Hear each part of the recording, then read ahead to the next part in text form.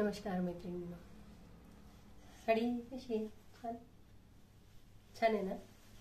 कुणाची आहे कुणाची नाही, कुणाची काय करतात? आजच घडी मोडली, आता तर कोणी घडी मोडायला देत नाही.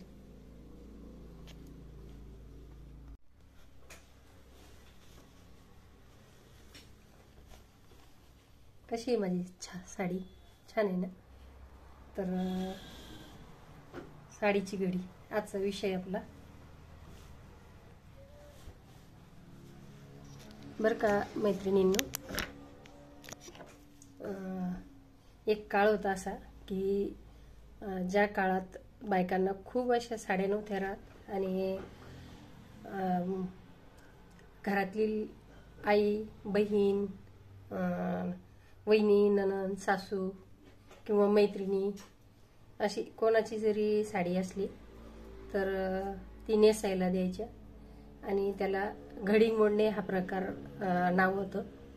तर आता हा प्रकार बहुतेक कुणाच्याच लक्षात नाही आहे आणि घडी मोडणं तर सोडा, एकमेकांचा कपडाही घालत नाही.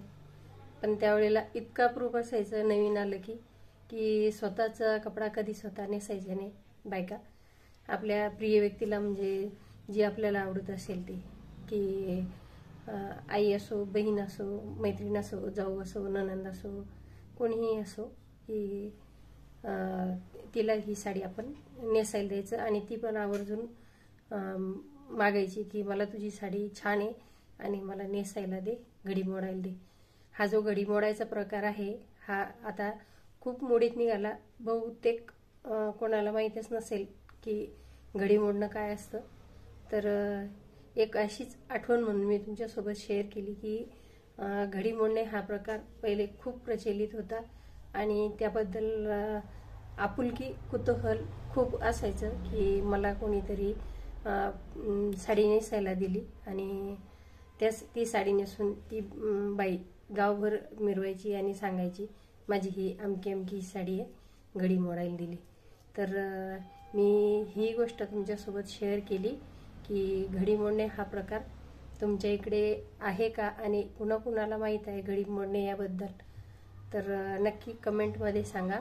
आणि माझा हा व्हिडिओ जर आवडला तर लाईक, शेअर, सबस्क्राईब करा आणि कमेंट पण करा